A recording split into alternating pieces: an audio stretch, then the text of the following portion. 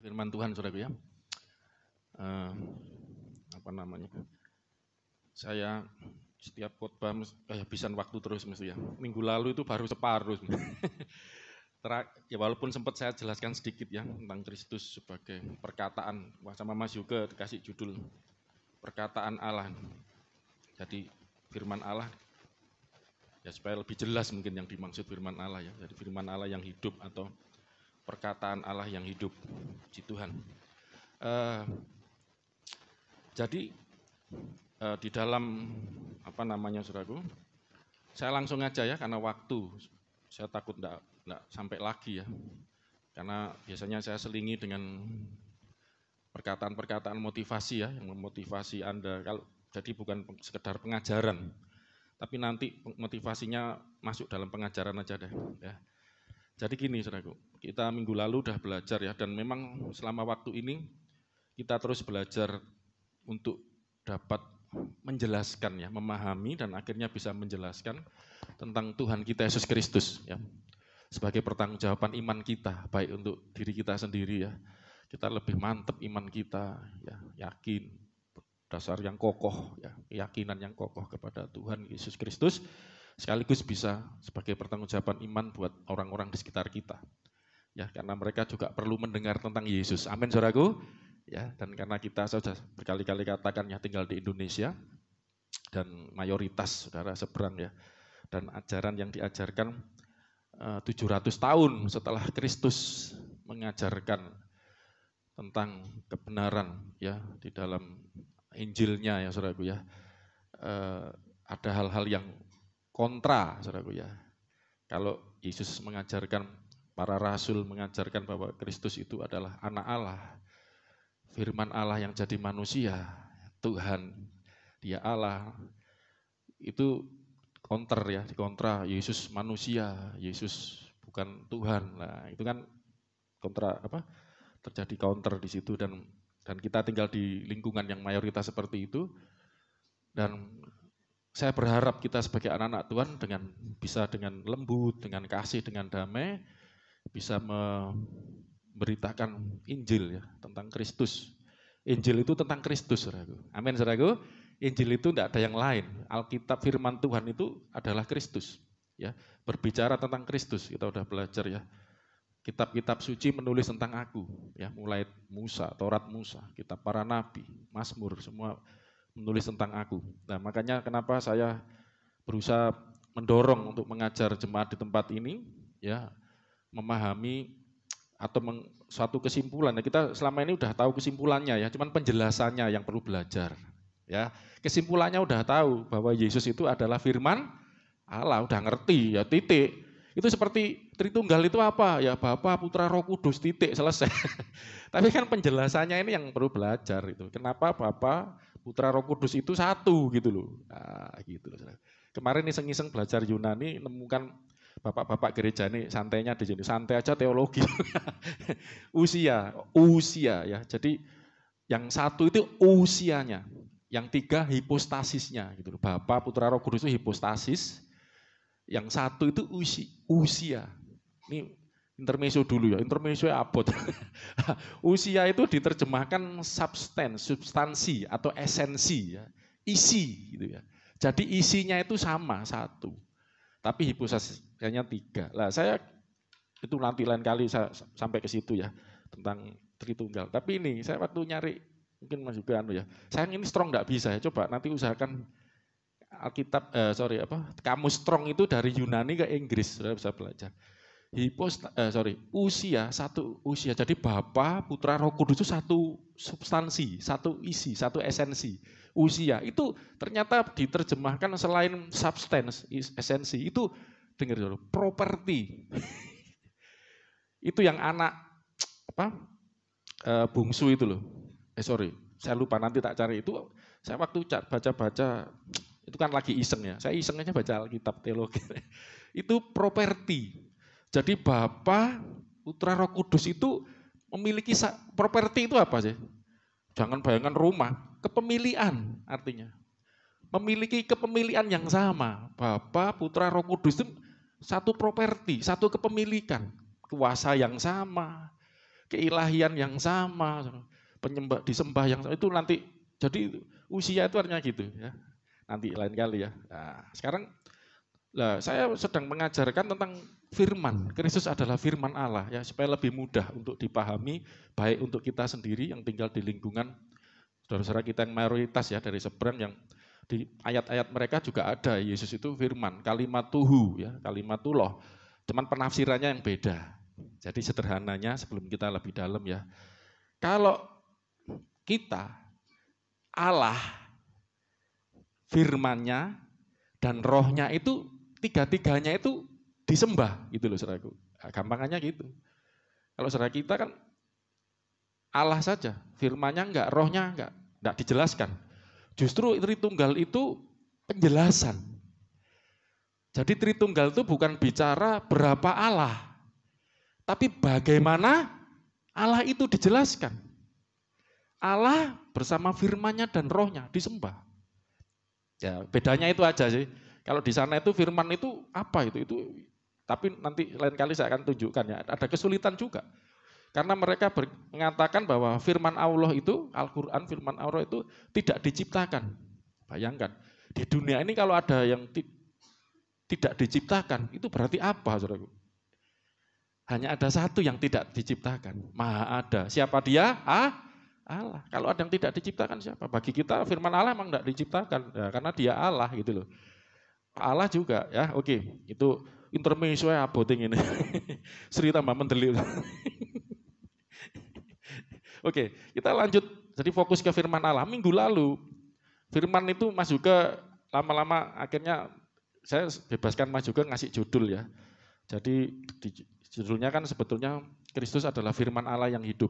Tapi karena udah dijelasin, firman itu apa sih? Ya kadang-kadang bikin kita itu bahasa yang kayak terlalu gak kita jangkau lah untuk bahasa sehari-hari. Ya akhirnya dikasih judul Mas juga, nggak apa-apa, saya senang. Kristus adalah apa? Minggu lalu yang lihat judulnya itu ya di YouTube, perkataan Allah yang hidup. Jadi firman itu perkataan, memang firman itu perkataan, bahasa Inggrisnya word ya. Nah, kita akan masuk lebih dalam sekarang. Kalau minggu lalu saya menjelaskan, saya sudah kasih soal di WA group ya, belum ada yang jawab, mungkin masih separuh soalnya saya jelasin. Jadi Kristus adalah perkataannya Allah. Perkataannya Allah yang hidup, apa maksudnya?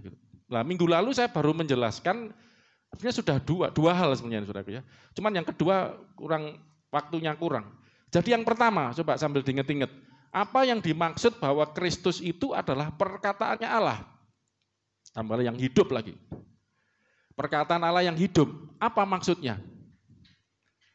Soalnya nanti kalau kita lebih mendalam ini enak, saudara.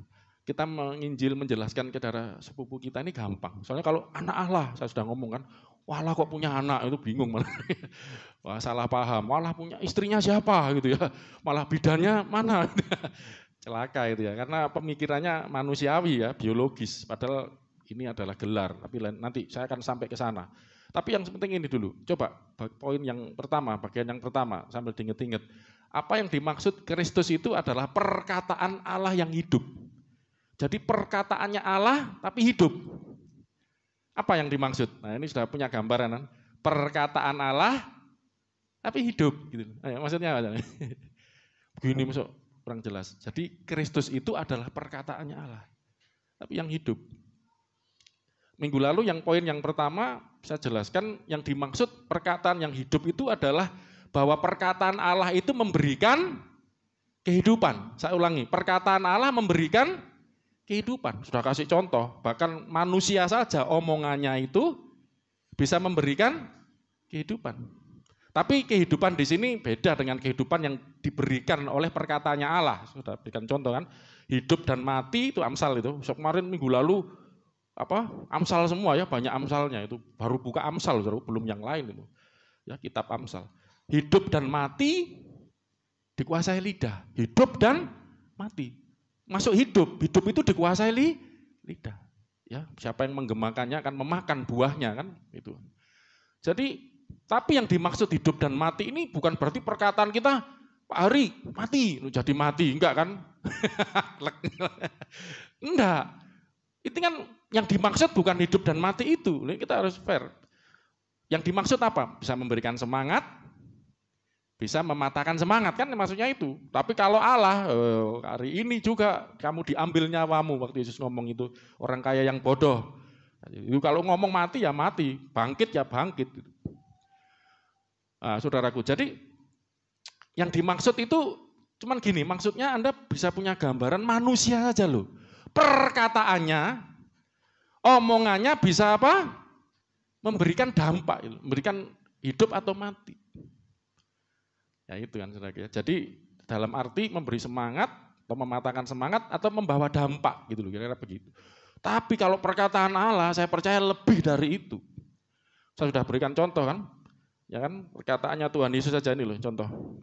Yohanes 4 ayat 50 dan 51. Kapan saya pernah buka ayat ini kok ayat satunya kurang, jadi kurang mantep saya. Kata Yesus kepadanya, ini perkataan ya. Jadi firman itu perkataan, kata.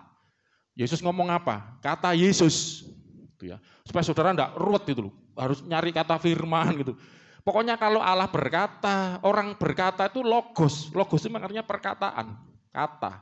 Kata Yesus. Yesus ngomong apa? Ini logos. Pergilah anakmu hidup, ini perkataannya. Logos, perkataan. Ya. Pergilah anakmu hidup. Baik rema kita udah belajar. Nanti minggu depan saya mau ngajarkan. Kalau perkataan kan ada dua bahasa Yunaninya kan, logos sama rema. Rema itu perkataan yang tertulis itu, perkataan yang apa? Yang dikatakan, pergilah anakmu hidup. Itu perkataannya. Tapi logosnya adalah ide, gagasan dari perkataan itu. Perwujudan dari gagasan itu supaya anaknya hidup itu. Logos itu begitu, lebih kepada itunya. Nanti belajar juga minggu depan hidup. Hidup itu ada dua, bios sama zoe. Ya, wah bahasa Yunani. Tapi dengan belajar gitu tuh jadi paham. Waktu Yesus berkata, pergilah anakmu hidup. Orang itu percaya akan logos, perkataan yang dikatakan Yesus kepadanya. Lalu pergi. Apa yang terjadi? 51. Ketika ia masih di tengah jalan, hamba-hambanya telah apa itu? Datang kepadanya dengan kabar bahwa anaknya hidup. Jadi waktu datang, Tuhan anakku mati. Pergilah anakmu hidup. Percaya. Balik. Dalam perjalanan ketemu hamba-hambanya. Kabar anakmu hidup kapan? 52. Ia bertanya kepada mereka. Pukul berapa? Anak itu mulai sembuh atau hidup. Ya kelenger soalnya. Koit mati apa? Sekarat itu.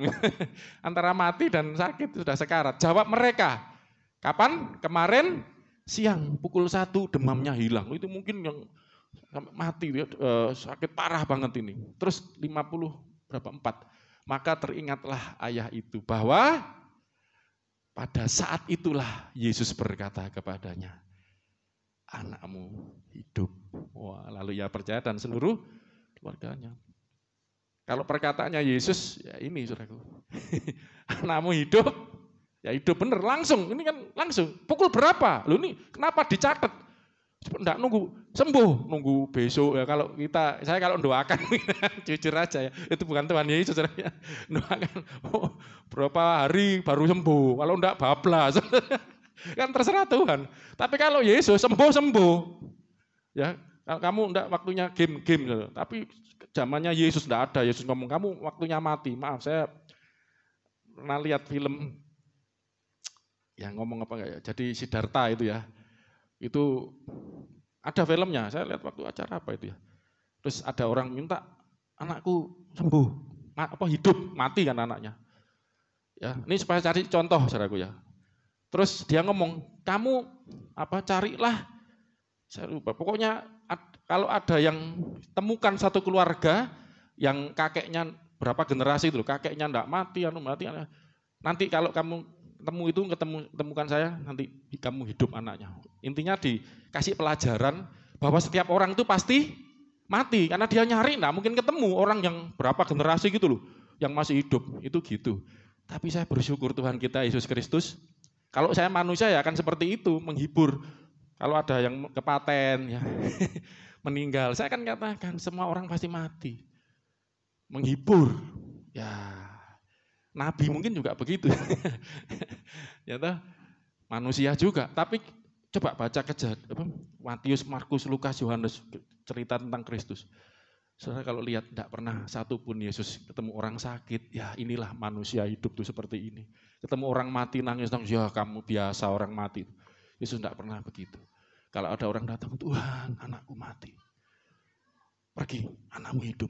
Tuhan, anakku sakit. Tuhan, aku pendarahan 12 bulan. Kok 12 bulan? 12 tahun. Malah dia tidak perlu ngomong, aku asal pegang ujung jubahnya, sembuh. Jadi setiap orang yang ketemu Yesus, kasih Tuhan pasti memulihkan. Makanya nggak ada mudah-mudahan. Di Kristen itu enggak ada, insya Allah itu enggak ada. Di dalam Kristus loh ya. Kalau bagi saya, dengan saya ya mudah-mudahan. Saya manusia biasa. Tapi di dalam Kristus tidak ada mudah-mudahan. Coba cari di Alkitab yang ketemu Yesus enggak sembuh. Coba tunjukkan saya. Ketemu Yesus enggak bangkit. Enggak ada. Cuman satu di Nazaret. Itu kan tapi enggak diceritakan. Ya.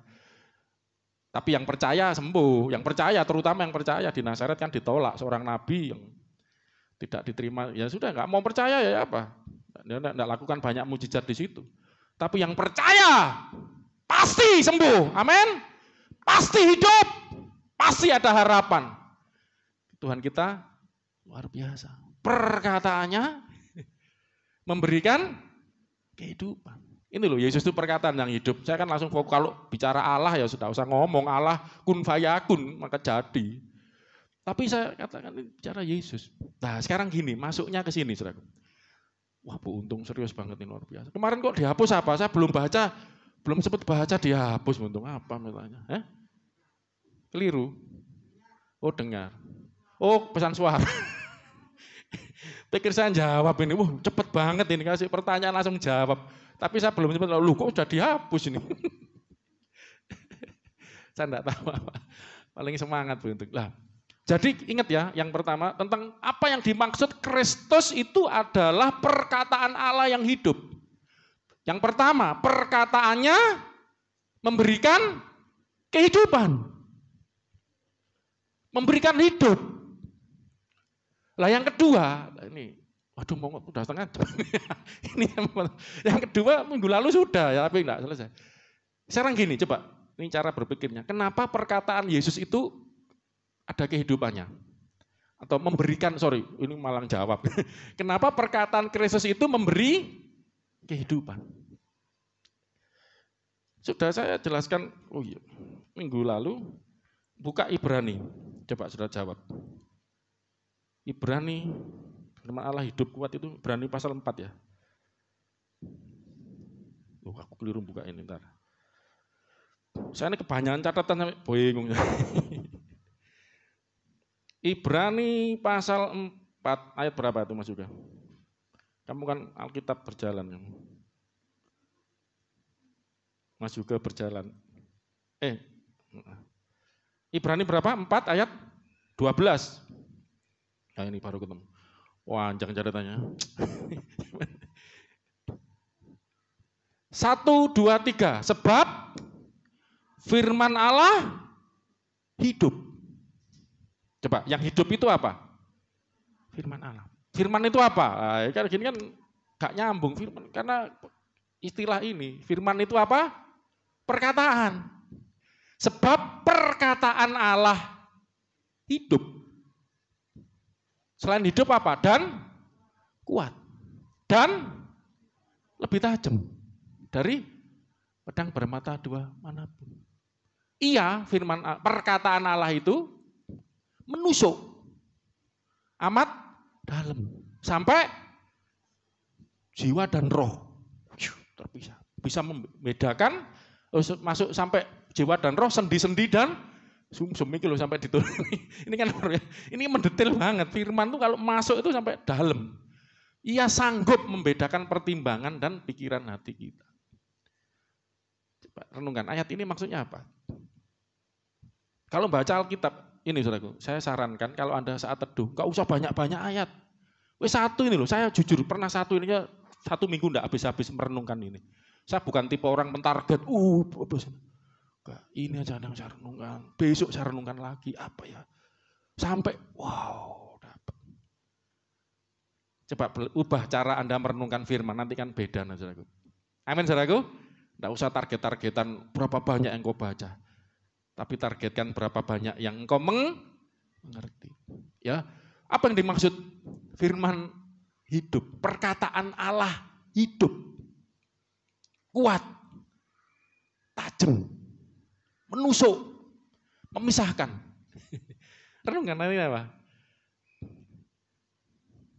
Berarti di dalam perkataan Allah itu ada apa?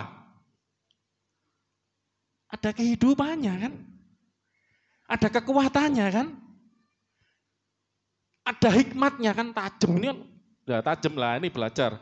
Jangan harafiah semua, tajam kayak pisau, ini kan pisau bermata 2. Tapi maksudnya kan jelas di bawahnya, memisahkan sendi, jiwa dan roh, sendi-sendi, sum-sum, sampai dalam, memisahkan membedakan pertimbangan. Ini maksudnya apa? Hikmat. Jadi ada kehidupannya, perkataan dari Allah. Kalau perkataan kita, ya ada idenya lah ya. Omongan saya ada maksudnya, ada maknanya. Sampai situ, selesai. Makanya kita belajar firman atau perkataan Allah ini beda, lebih tinggi derajatnya dengan perkataan manusia. Di dalam perkataan Allah itu ada hidup, ada kekuatan, ada apa lagi? Ada hikmat, memisahkan ini jiwa dan roh. Loh, saudara bisa nggak membedakan pikiran dan pertimbangan? Ini kan satu hikmat, memberikan kecerdasan. Dalam perkataan Allah itu seperti itu. Makanya kenapa di Mazmur 33 coba. Mazmur 33 ayat 6.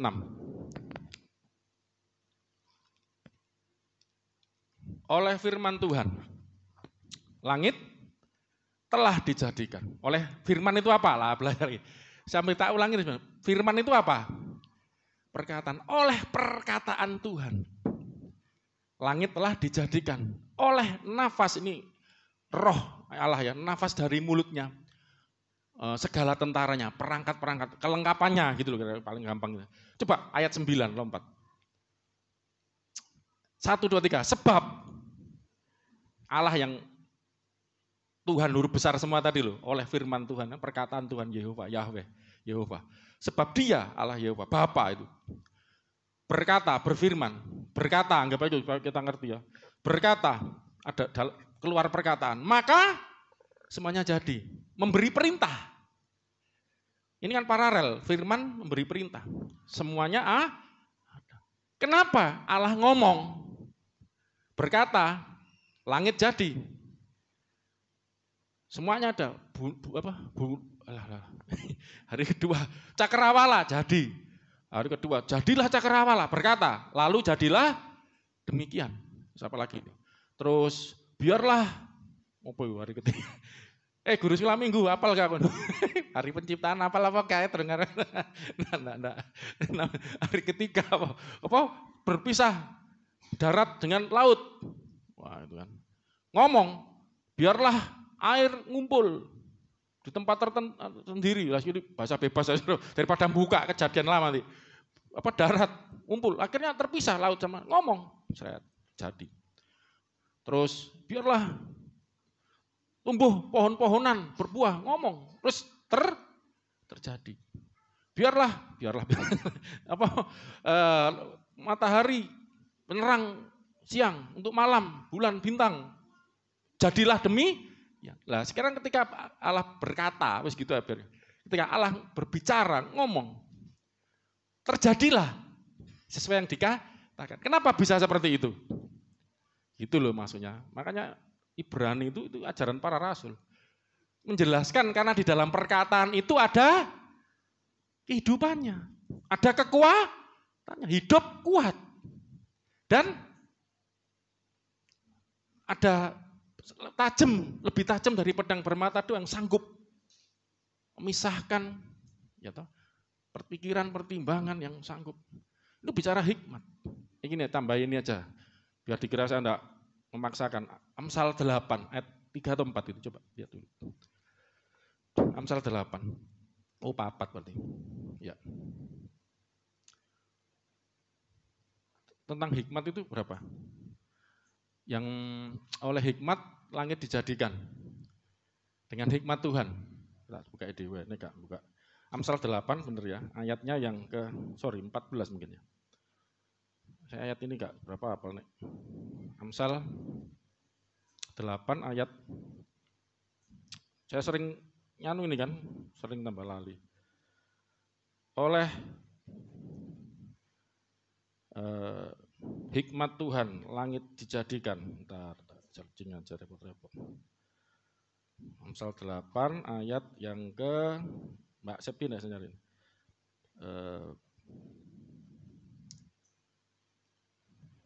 11. Oh bukan, oleh hikmat langit dijadikan. Sudah saya pernah khotbahkan kan. Yes, golek langit ya, langit. Mas juga enggak bisa searching ya, HP-nya dipakai ya. Amsal 8. Sorry. Oleh hikmat ya apa rek. Kok kata oleh hikmat langit dijadikan, oleh pengertiannya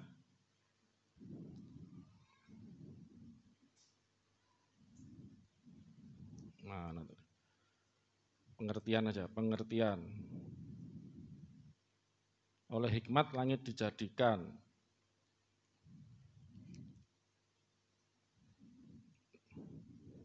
Oh, Amsal 3 ayat 19. Keliru 8 bablas saya. Amsal 3 ayat 19. Nah, ini saudaraku. Amsal 3 19. 1 nanti yang 8 itu yang ayat 22. Sorry ya saya. 1 2 3 dengan hikmat Tuhan telah meletakkan dasar bumi. Ya toh? Jadi perkataan Tuhan itu di dalamnya ada hikmatnya gitu loh. Selain ada hidupnya, ada kekuatannya, ada hikmatnya. Dengan hikmat Tuhan telah meletakkan dasar bumi dengan apa saudaraku? Pengertian. Ditetapkannya langit gitu loh.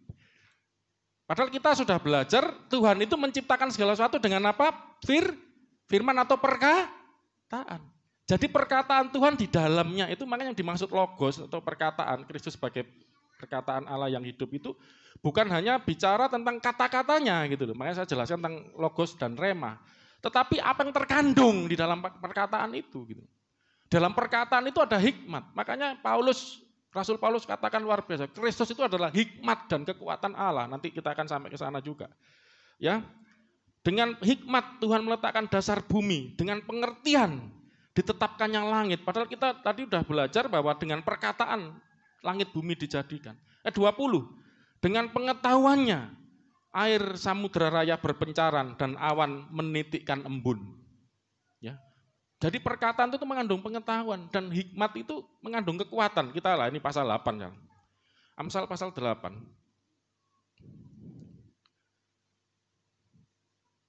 Saya senang ayat ini, saudara.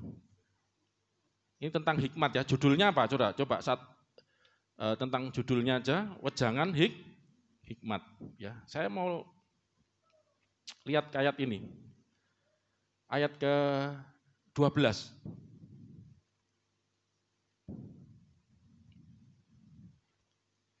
Nah ini saudara, 12 sampai 14 ya. Aku hikmat. Tinggal bersama-sama dengan apa? Kecerdasan. Dan aku mendapat hikmat, aku ini hikmat ya, mendapat pengetahuan dan kebijaksanaan. Takut akan Tuhan, membenci kejahatan. Aku benci, aku ini hikmat. Benci pada kesombongan, kecongkakan, tingkah laku yang jahat, mulut menutupi muslah. Jadi orang yang punya hikmat akan seperti ini gitu. Dan Allah kita adalah sang hikmat gitu. Makanya Allah tidak suka orang sombong. Makanya Alkitab katakan apa itu? Tinggi hati mendahului kejatuhan ya, kecongkakan mendahului kehancuran. Allah menentang orang yang tinggi hati. Ini kan Kenapa Allah ngomong gitu? Allah itu hikmat soalnya. Makanya jangan sombong. Ya, kita aja sama orang sombong enggak seneng, apalagi Allah. Lalu Alkitab ngomong kan, Allah menentang orang yang congkak. Karena Allah punya hikmat gitu loh. Kalau orang enggak punya hikmat, ada orang sombong dikancani malah, seneng gedabrus. Seneng denger ngomong gedabrus. Pada 14 ini luar biasa, ini aja. 14, 15. 1, 2, 3. Padaku. Ku ini siapa sih saudaraku tadi? Kita baca ini tadi. Hikmat. Padaku ada apa? Nasihat. Ada apa? Pertimbangan. Akulah apa? Pengertian. Padakulah apa? Kekuatan. Jadi hikmat Allah itu ada kekuatan. Kenapa? Makanya langit sampai bisa jadi.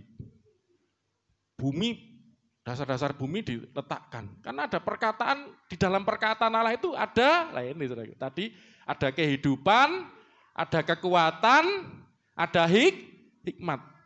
Saya menjelaskan gini supaya menjelaskan tadi kan ada 3 kan, firman Allah itu hidup, kuat, lebih tajam. Pedang bermata 2 itu dimaksud hikmat.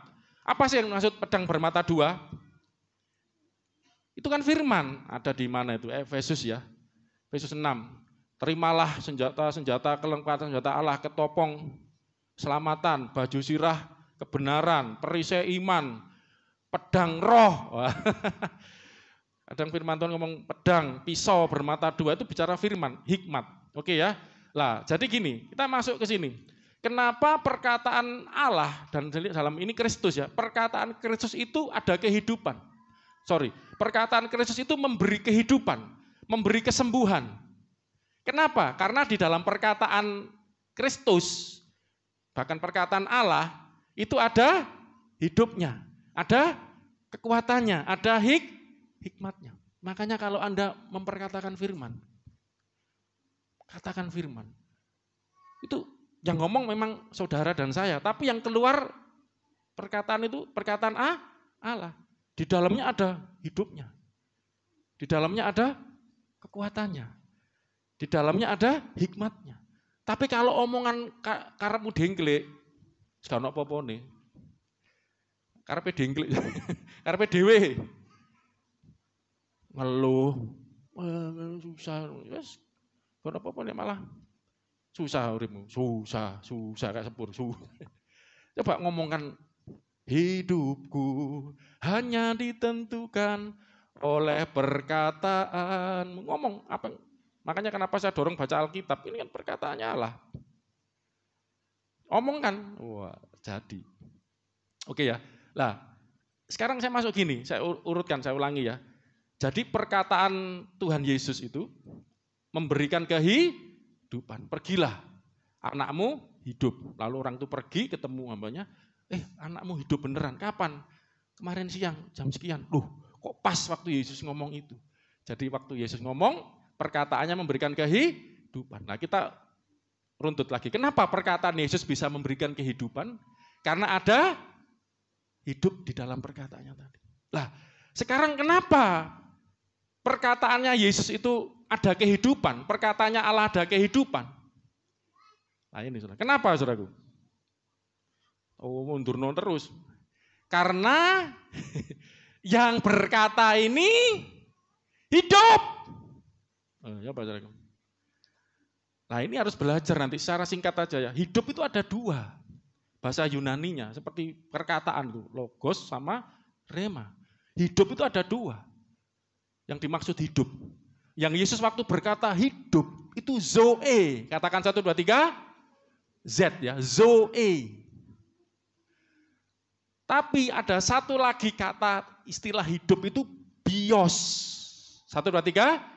Bios, biologi, ilmu tentang makhluk hidup. Saya sudah buat catatannya atau rangkaian khotbahnya, cuman enggak nutut kalau saya sampaikan sekarang. Secara sederhana aja. Bios itu adalah lebih kepada kehidupan jasmani. Kehidupan materi, kehidupan jasmani. Nah, saudara, saya waktu cari bahasa, saya kalau searching enggak bahasa Indonesia, bahasa Yunani, bios itu keluar. Saudara tahu enggak? Salah satunya bios itu dipakai untuk menerjemahkan, tahu enggak, janda miskin. Waktu memberikan persembahan, dikatakan dia memberi yang terbaik kan. Orang-orang kaya memberi dari kelebihannya. Orang kaya punya uang 1 miliar ngasih 100 juta aja kecil. 1 juta kecil, ngomongnya miliar-miliatan. Lah orang miskin, janda miskin ini dikatakan memberikan seluruh nafkahnya. Saudara tahu enggak? Nafkah itu bahasa Yunaninya bios. Gimana saudara? Ton bion, dia memberikan seluruh, ya, seluruh itu biasanya panta, enggak tahu itu apa, saya daripada buka ya. Semua biosnya, ya saudara.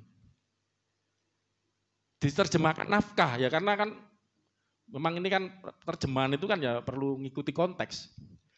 Tapi aslinya itu dia menyerahkan seluruh biosnya, nafkah hidupnya, ya penghidupannya. Bayangkan saudara.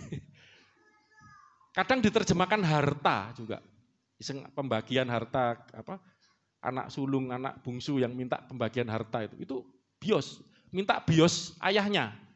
Ayahnya kan punya 2 anak, sulung sama bungsu. Yang bungsu minta pembagian biosnya ayahnya ini. Lah saudara sama Tuhan sering minta biosnya apa zoe-nya? Ayo coba. Ini kan gambaran kita anak bungsu ini. Datang sama Tuhan. Saudara minta bios atau zoe? Supaya kita ngerti. Minta penghidupan. Terus dikasih, memang dikasih. Saudara minta ya bolehlah. Berikanlah kami, kalau kamu berdoa, Bapa kami, makanan yang itu bios untuk hidup. Kalau enggak makan, urip gak? Tebal saudara ya. Ya itu perlu bios. Tapi manusia hidup itu bukan hanya hidupnya bios saja. Manusia itu juga hidup oleh zoe, firman itu loh, memberikan zoe. Loh ini maksudnya gini, saudara kalau makan firman, maksudnya makan firman itu apa sih? Baca Alkitab, merenungkan firman, terus dilakukan kan. Terus enggak pakai makan, hidup enggak? Enggak pakai makan roti kan, cara makanan, hidup enggak kira-kira? Ayo gak usah munafik. Bisa hidup enggak? Jujur ya.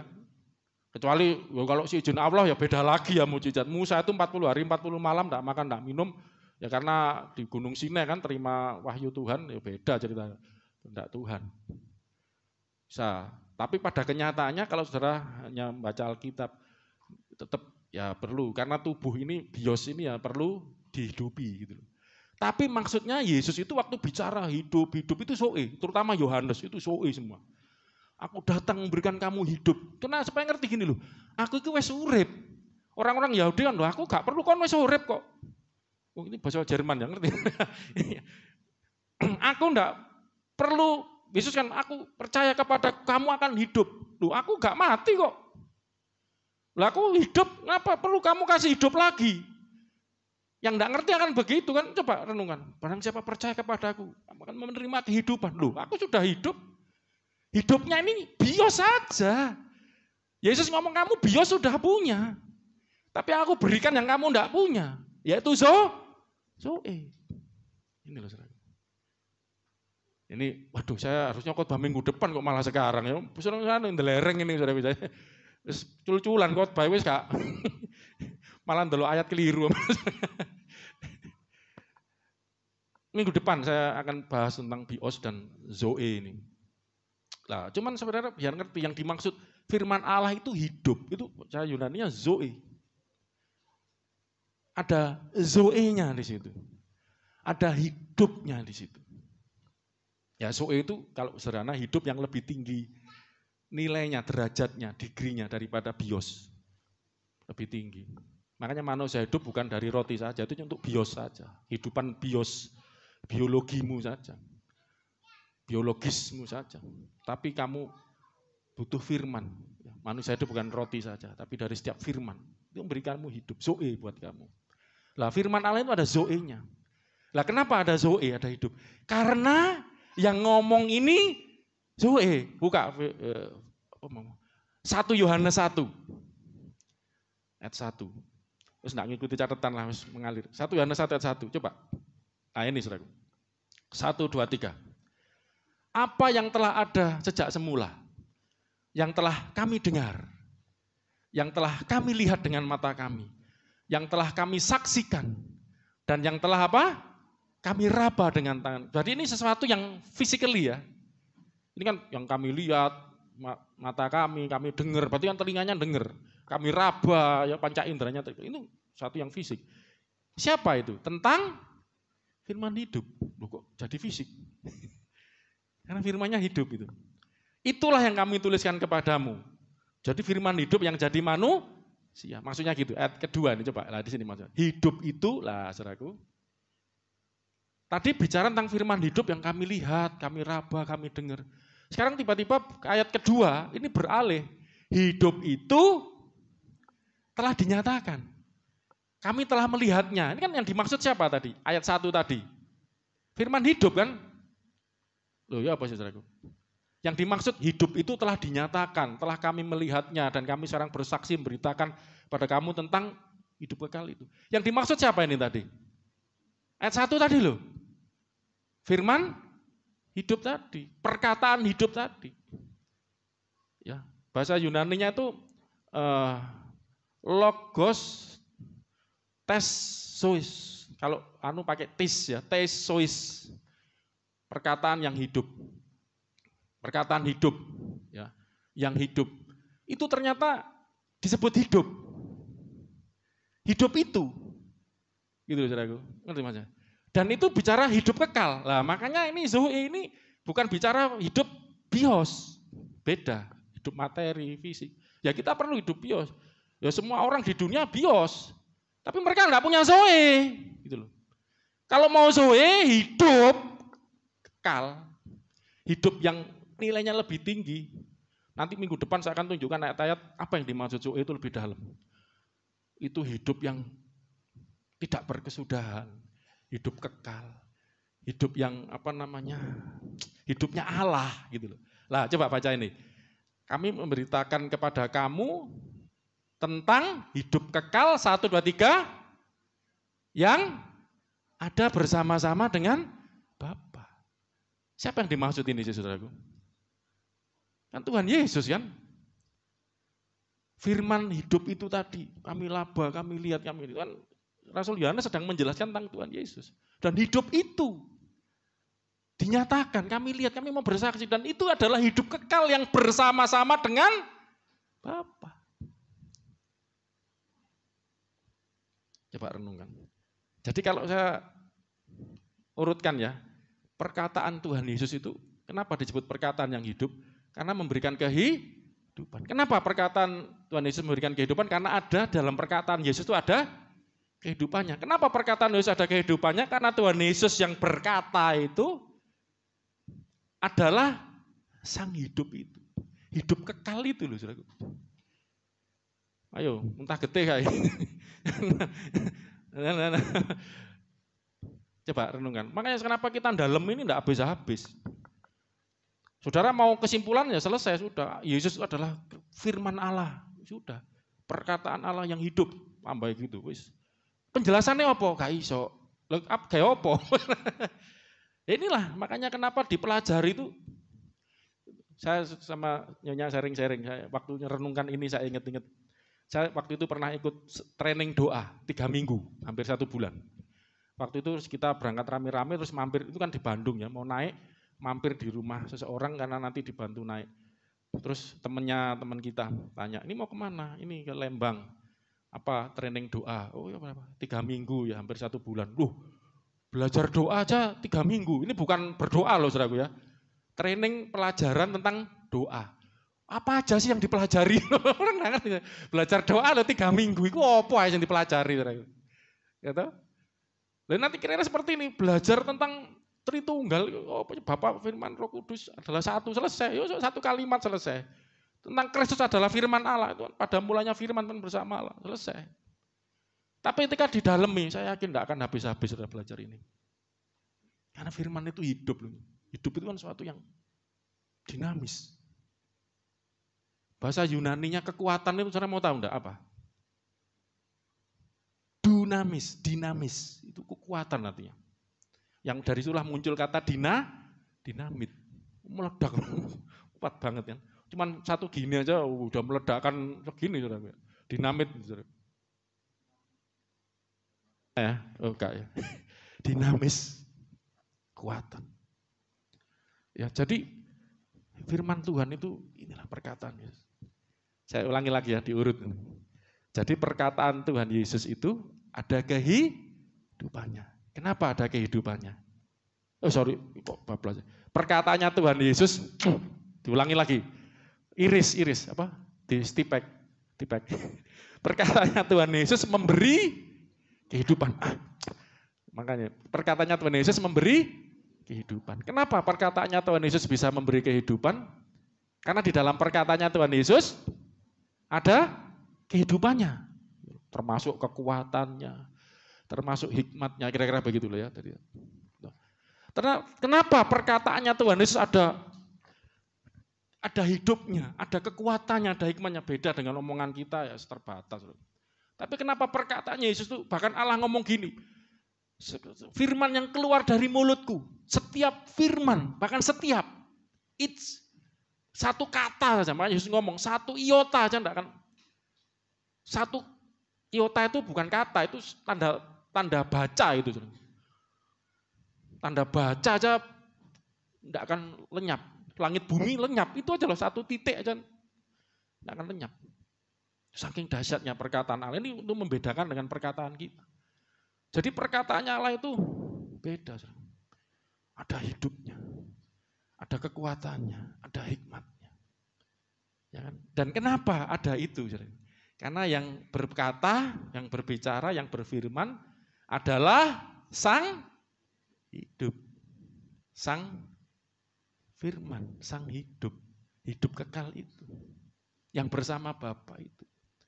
Jadi kalau saudara mau tahu, jadi kita masuk gini loh, kita jangan sempit mengartikan Yesus firman Allah itu sempit. Perkataan itu yang mana gitu loh. Kita udah belajar logos, belajar rema. Ternyata perkataan itu adalah kehidupan.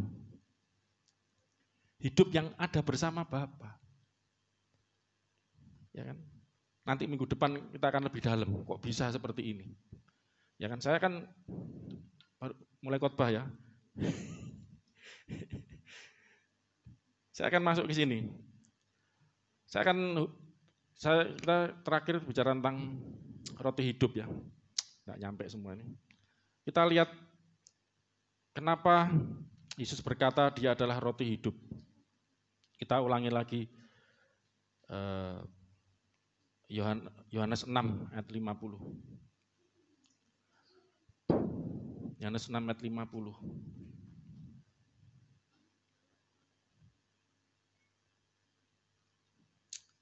Ya, 1, 2, 3. Baca saudaraku. Ya, roti yang turun dari surga. Barang siapa makan, ya tidak akan mati, tapi akan, ya tidak akan mati. 51. Saudaraku, akulah roti hidup yang telah turun dari surga. Di surga itu ada siapa sih, saudaraku? Di surga itu tahtanya siapa? Allah Bapa. Kalau Yesus berkata, aku telah turun dari surga, roti sebagai roti. Itu yang dimaksud apa? Kita lihat Mazmur 119 ayat 89. Aku roti hidup yang telah turun dari surga. Turun, roti hidup. Yaitu memberikan kehidupan. Ya Pak, baca selanjutnya ya. Ya, memberikan kehidupan seluruh dunia. Oke. Ayat yang lain itu ya. Oke. Kita lihat Mazmur 119 ayat 89.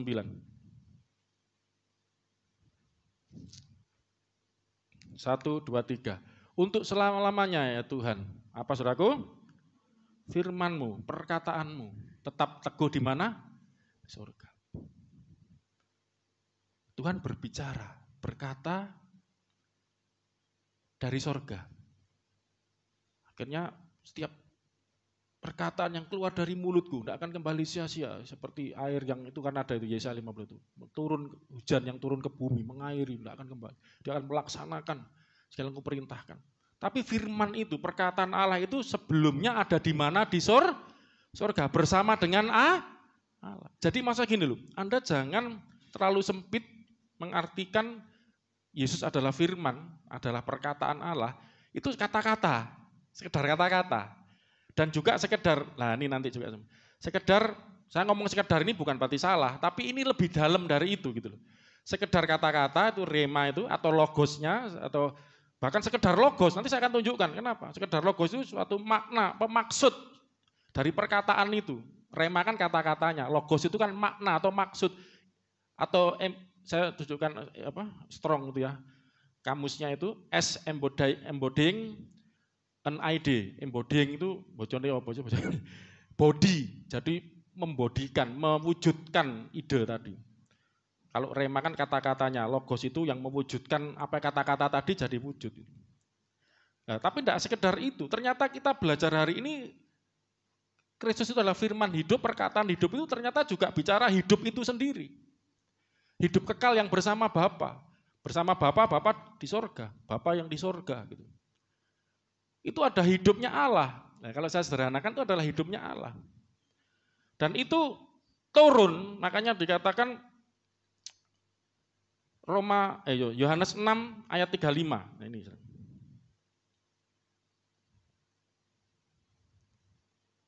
1, 2, 3, 35 ya. 1, 2, 3 kata kepada mereka, akulah roti hidup.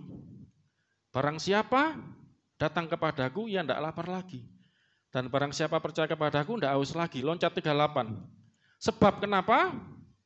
Aku telah turun dari surga, bukan apa? Untuk melakukan kehendakku. Saya tanya, Yesus tadi turun sebagai apa? Ini satu perikop loh.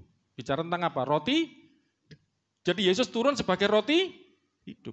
Nah kalau kita baca secara harafiah, roti turun kok seperti ini. Aku turun dari surga sebab bukan untuk melakukan kehendakku, tetapi untuk melakukan kehendak Dia yang mengutus aku. Roti kok melakukan kehendak lah. Ini kalau harafiah kan makanya enggak begitu cara baca Alkitab.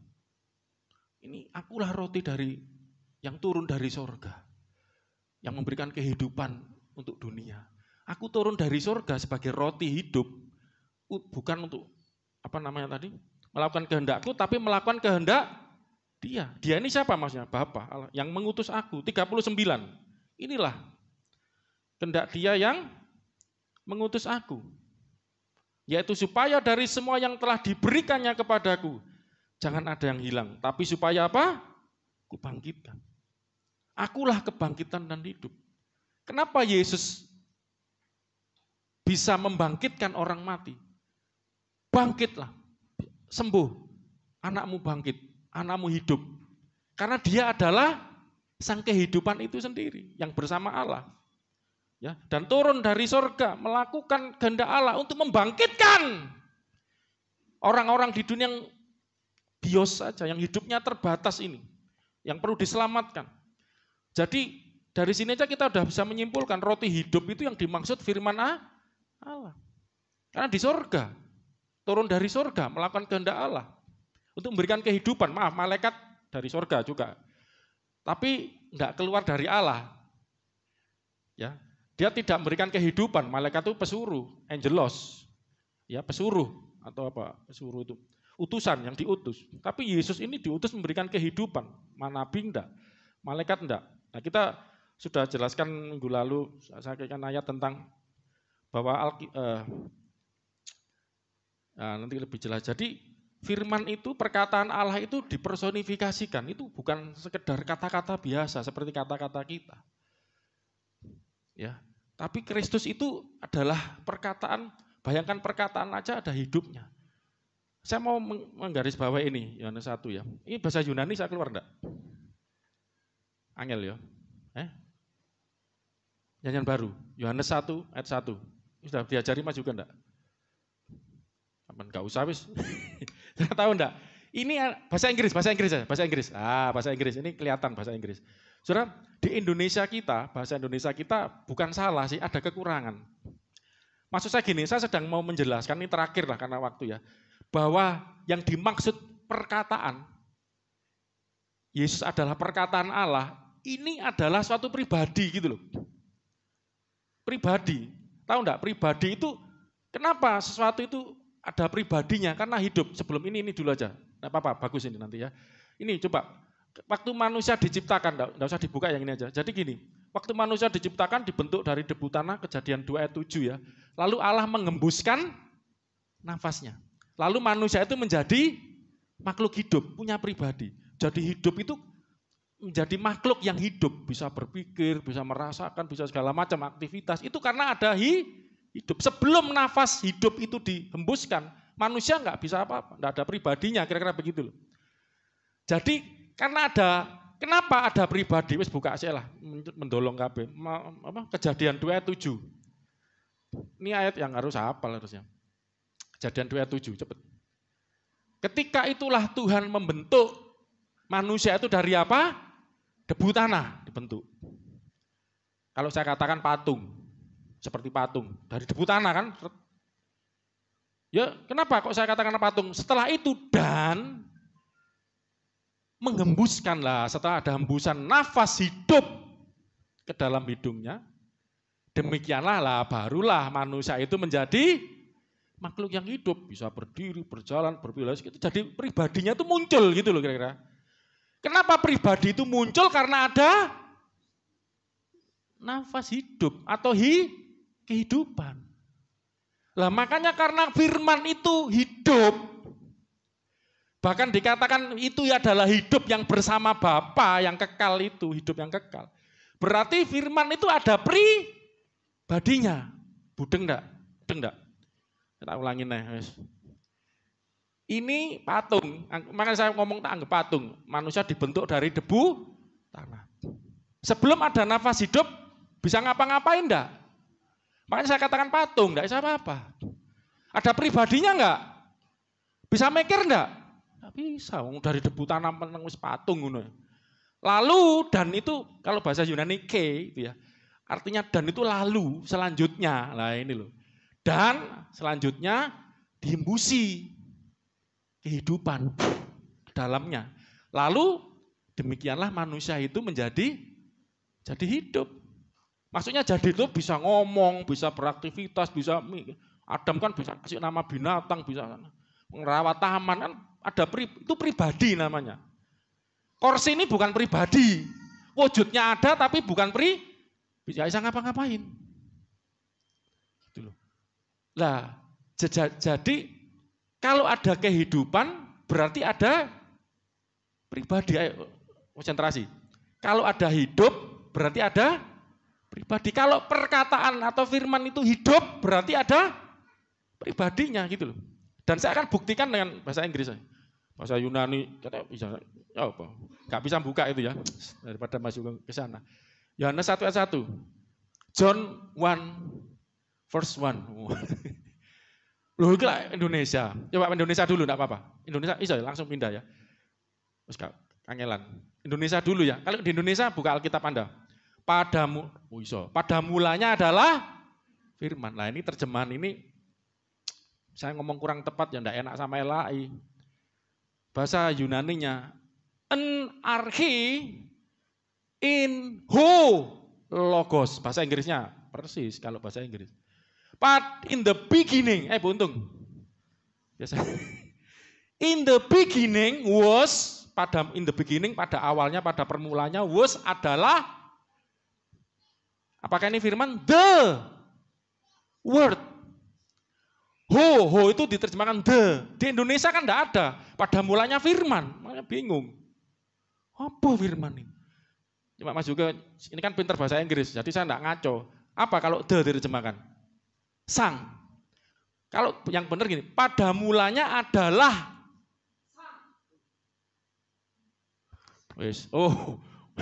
pada mulanya adalah sang firman. Nah, firman ngeluh apa firman? Pada mulanya kan terlalu tinggi bahasa nggak nyambung dengan hidup sehari-hari. Pada mulanya adalah sang kata. Ya, Pak. Lah yang dimaksud sang, ya bahasa Inggris itu the, itu dikatakan sang kadang-kadang juga itu, ya kan? Ada perkataan itu loh. Lah saya ini coba tak kasih contoh paling gampang. Kita cerita kancil nyolong timun. Kancil. Kalau kita bicara orang Sulawesi mantuk-mantuk ngerti bahasa nyolong timun, tahu? Mencuri ya. Kancil mencuri timun. Cerita.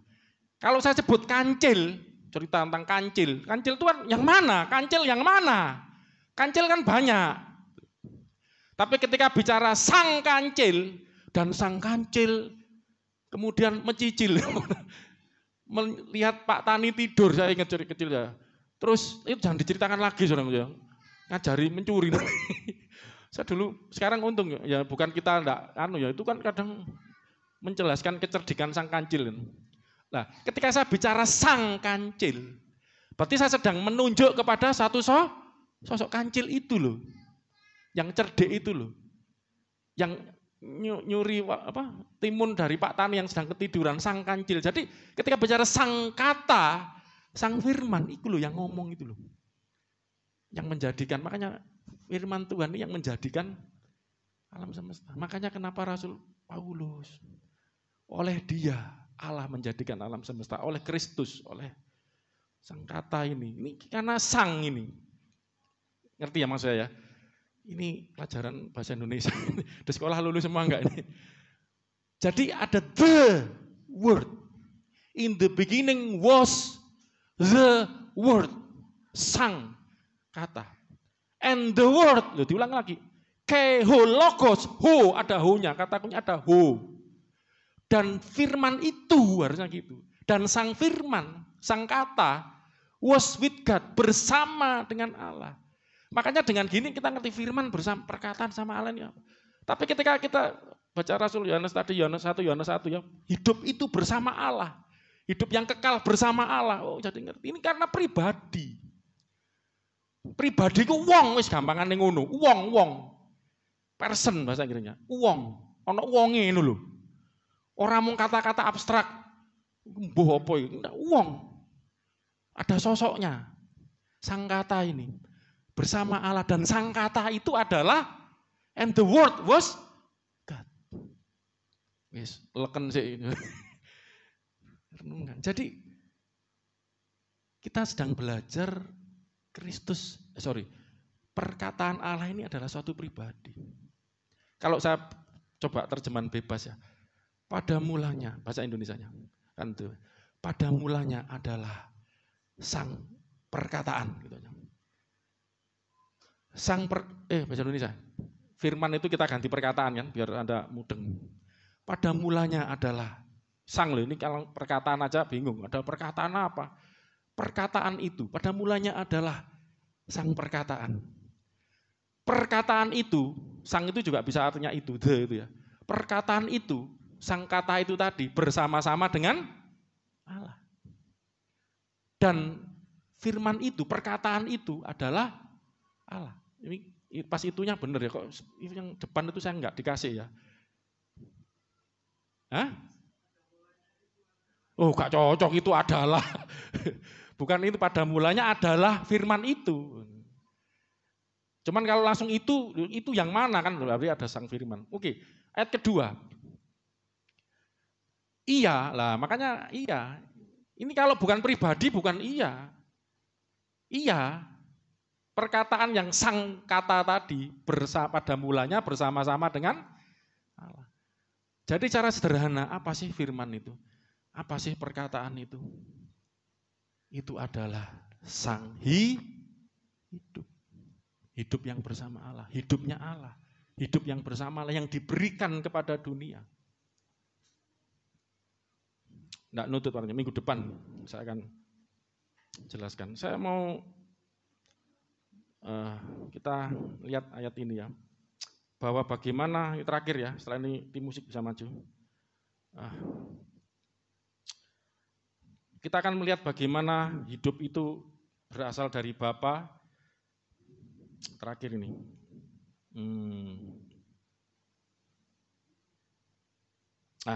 Saya sudah punya topiknya, tapi ini supaya lebih tentang Kristus sang kehidupan.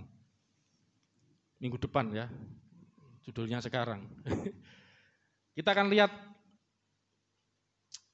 2 ayat, setelah ini kita tutup ya. Yohanes 5:26, ayat ini agak panjang jelaskan, tapi saya berusaha sedikit. Supaya Anda, sebenarnya ini minggu depan ya, tapi kalau enggak gini enggak ngerti nanti. Agak kurang jelas. 1, 2, 3, sebab sama. Ingat garis bawahi kata sama, seperti. 1, 2, 3, Sebab sama seperti siapa? Bapa punya hidup. Bapa ini Allah kan maksudnya, dalam dirinya sendiri, demikian juga diberikannya. Nya ini siapa? Bapa. Bapa memberikan, diberikannya anak. Jadi nya ini Bapa memberikan kepada anak hidup dalam dirinya sendiri. Kalau baca gini enggak ngerti, kalau enggak memiliki konsep sumber, ya, konsep Bapa itu adalah sumber. Jadi Bapa itu adalah sumber hidup. Tapi yang kata kuncinya sama seperti Bapa mempunyai hidup. Jadi ini hidupnya siapa? Coba ini baca Alkitab itu gitu. Ini hidupnya siapa? Bapa. Hidup Bapa yang ada di dalam dirinya sendiri. Sama seperti ini, hidupnya Bapa ini diberikannya kepada anak. Ngerti enggak saudara? Anak ini siapa yang dimaksud? Kristus. Sang perkataan, sang kata tadi, hidup kekal tadi. Nah, jadi hidup yang ada di dalam sang anak, sang kata, sang perkataan, sang firman, sama enggak dengan hidup yang ada di dalam Bapa? Sama enggak? Kualitasnya. Ini loh properti itu, satu usia. Jadi di dalam dirinya Bapa ada hidup, sama propertinya, sama kualitasnya dengan yang di dalam anak. Karena itulah, cepat Yohanes 17. Kita akan tutup nanti setelah ini. Ayat 1 sampai 5. Kita akan berdoa setelah ini. 1, 2, 3. Inilah perkataan Tuhan Yesus. Demikianlah kata Yesus. Lalu ia mengadah ke langit dan berkata, Bapa, telah tiba saatnya. Permuliakanlah anakmu, supaya anakmu mempermuliakan engkau. Saling mempermuliakan. Bapa mempermuliakan anak, anak mempermuliakan Bapa. Apa maksudnya? Ayat 2. Sama seperti ini jelaskan tadi. Engkau, Bapa ya, telah memberikan kepadanya kuasa atas segala yang hidup. Demikian pula ia. Ia ini anak maksudnya, ya. Kalau baca Alkitab gitu, sama seperti engkau, Bapa, ya, memberikan kepadanya, ini katakan ia, kuasa segala hidup, demikianlah pula ia, anak ini tadi, akan memberikan hidup yang kekal kepada semua orang yang telah engkau, Bapa, Allah, berikan kepadanya. Kenapa Yesus bisa memberikan hidup? Nah ini. Kenapa Yesus bisa memberikan hidup, bahkan hidup kekal kepada dunia? Kenapa?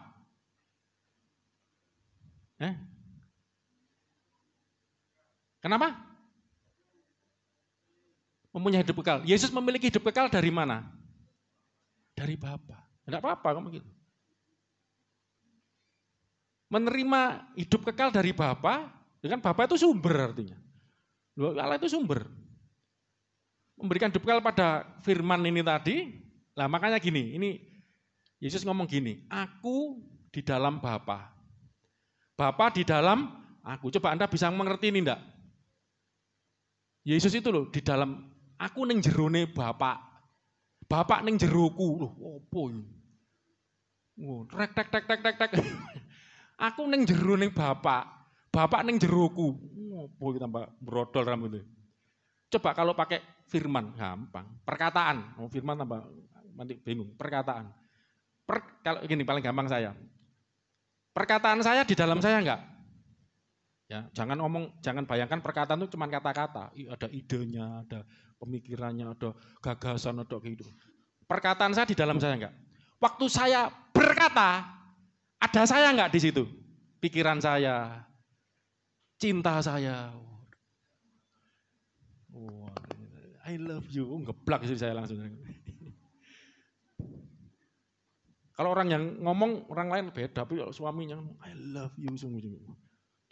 Saya tadi malam terharu. Saya kan malam-malam kan, jam 1-an ya, ngantuk dari Solo ya. Tadi malam baru nyampe 1:30, jam 2-an. Wah, saya udah teler dan ngantuk. Saya lihat istri saya tidur, kasihan enggak apa-apa. Kasih itu kadang enggak, cuma perkataannya, senyum gitu. Tiba-tiba dia bangun. Ngantuk lah, kok pakai tanya, udah ngantuk. Terus dia mijetin saya, saudara. Tak pijitin ya. Wah, Luar biasa, saudara. Lah itu loh, ada cinta di dalamnya, saudara. Ada kasih sayang. Beda sama tukang pijat ya, bayar 100.000, loro kabeh kadang-kadang, saudara.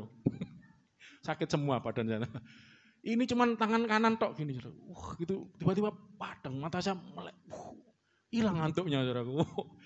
Nah, setelah ngajar saya, enggak, ini memang agak bercanda tapi beneran. Iya ya. Beda ya, kalau ada kekuatan cinta di dalamnya, kasih sayang, perhatian, ketulusan itu terasa gitu. Memang ada kebetulan ada agak bisul di sini ya, saudara. Sewakit kena, tapi saya diem, bapak cek melek saya, biar loro. Tapi tambah akhirnya buka mata saya. Ya, mungkin gara-gara itu juga ya. Saya enggak tahu karena cintanya dia atau kena bisul saya enggak tahu. Saya mumpet, untung enggak meletus, saudara. Solo kebanyakan makan babi. Aduh, 2-3 hari ini kok Beni kakiku sudah jarem-jarem. Banyak kambing, babi, sikat semuanya sama dia. Mumpung ke Solo. Saya keluar bisul.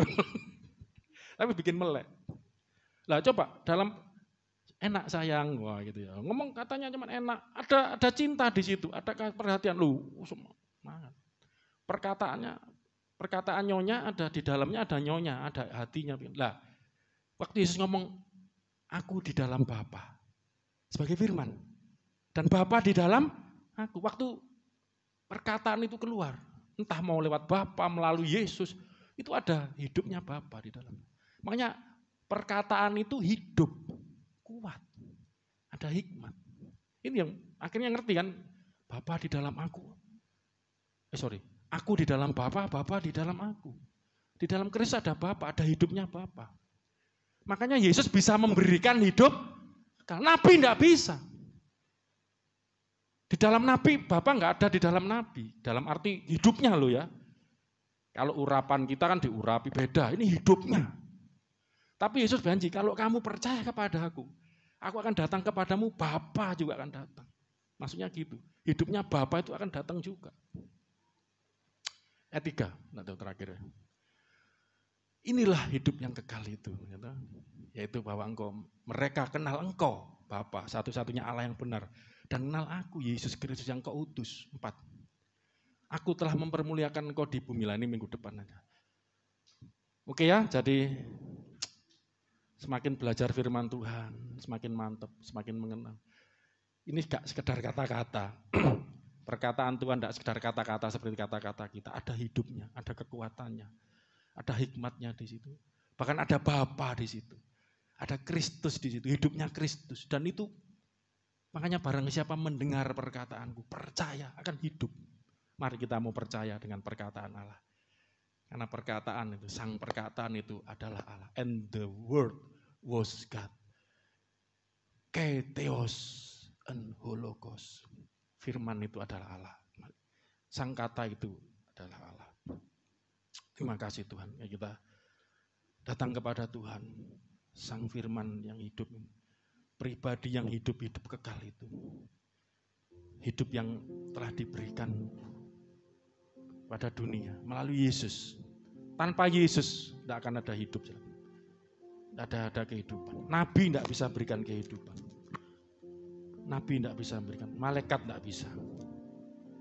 Tapi Tuhan Yesus yang memberikan kehidupan. Terima kasih ya Tuhan Yesus. Oh my Jesus. Ya Bapa, ya Bapa. Abba, Bapa. Abba, Bapa. Kau segalanya. Amin. Bagiku.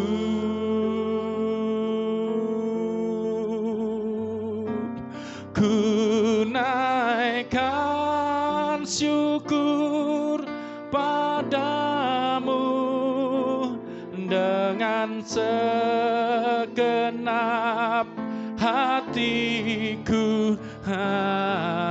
Bapa, kita bersyukur karena Allah lebih dulu mengasihi kita melalui Kristus hidup kekal itu. Sekali lagi, Aba Bapa, Aba Bapa,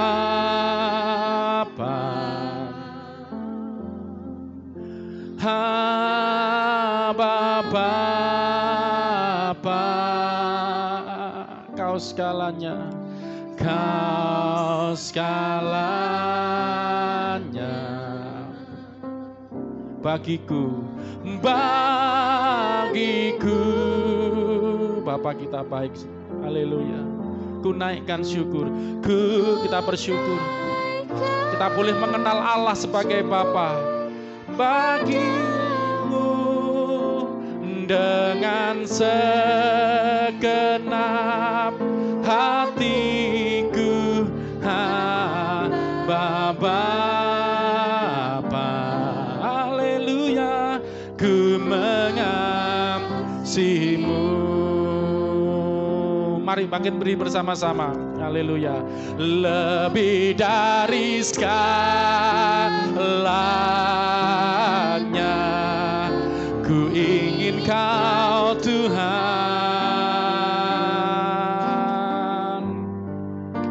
Emas, perak, dan permata tidak bisa dibandingkan dia dengan perkataanmu. Perkataan-perkataanmu yang hidup itu ya Tuhan. Ada hidupmu dalam perkataan. Lebih dekat, bersekutu denganmu, jadikan ku hamba setia kepadamu. Sekali lagi, lebih dari segalanya, lebih dari segalanya, ku ingin Kau Tuhan. Emas, perak, dan permata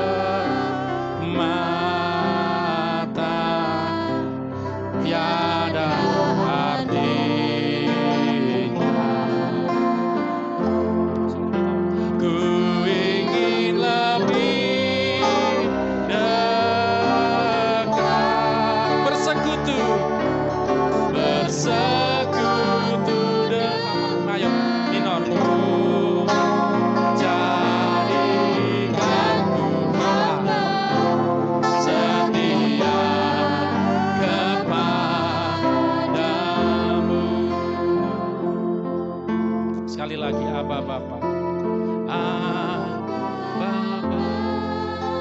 dari hatimu, saudara.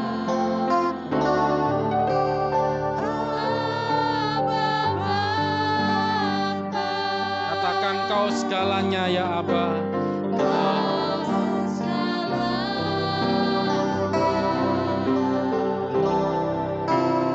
Bagiku, ku naikkan syukur.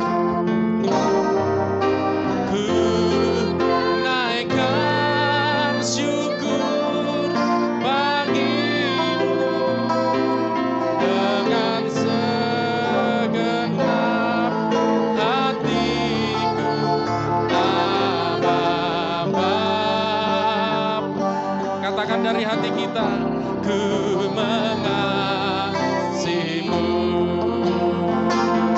lebih dari segalanya, lebih dari segalanya,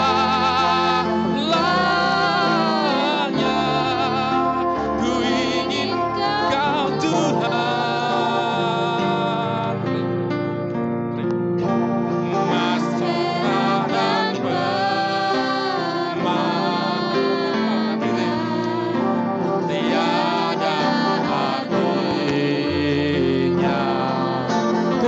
lebih dekat, ku ingin lebih dekat,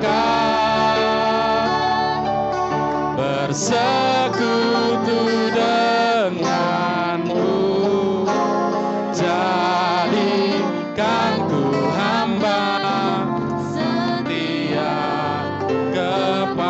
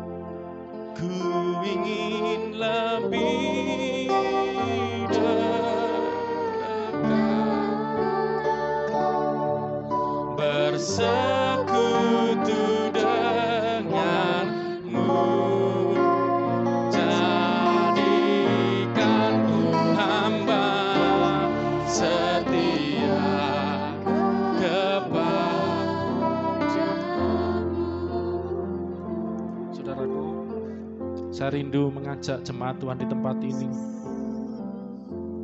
untuk lebih dekat lagi. Ku rindu lebih dekat, lebih dalam lagi, bersekutu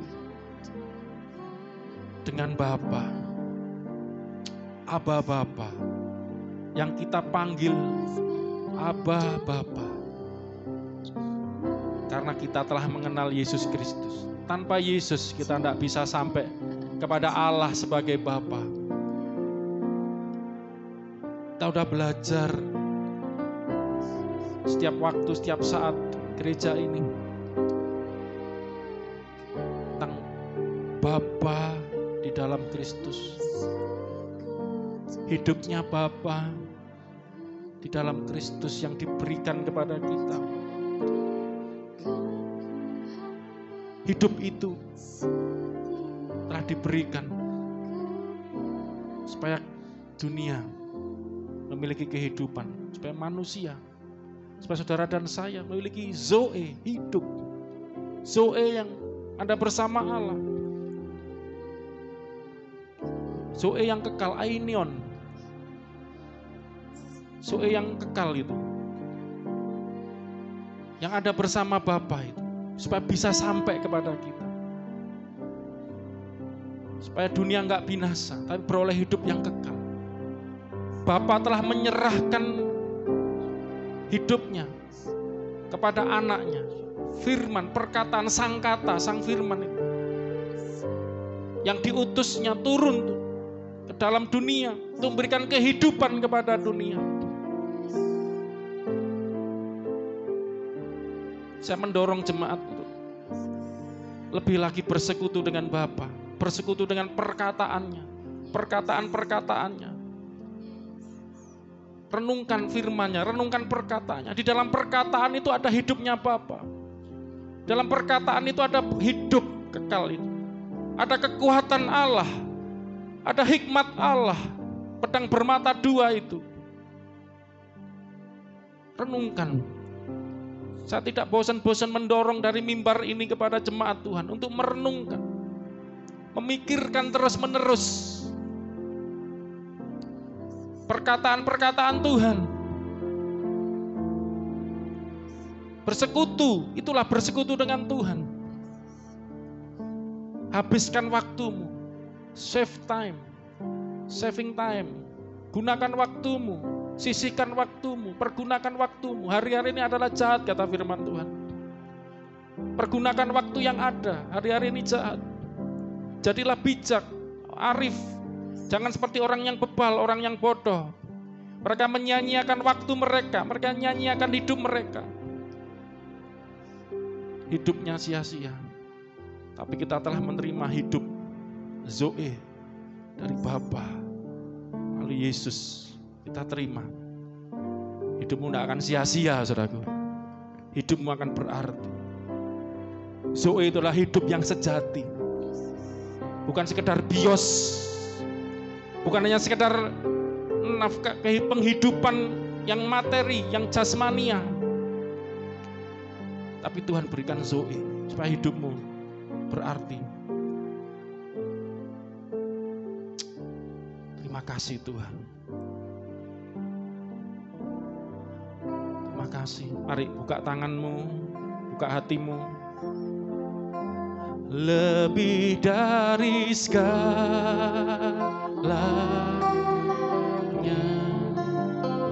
ingin Kau Tuhan. Emas, perak, dan lebih dari emas, lebih dari perak, lebih dari hal-hal dunia. Artinya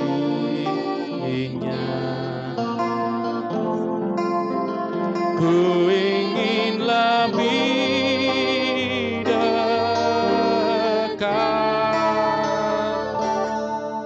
bersekutu denganmu, jadikan ku hamba setia kepadamu. Sekali lagi, lebih dari segalanya,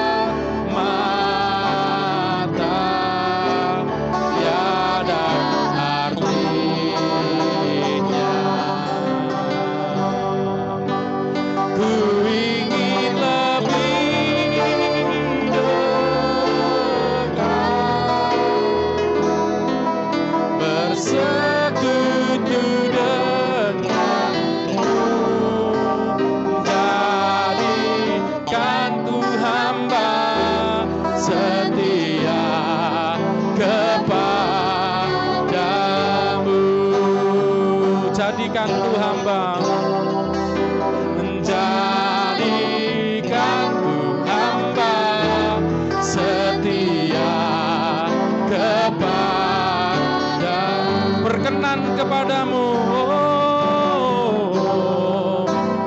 Jadikanku hamba berkenan kepadamu.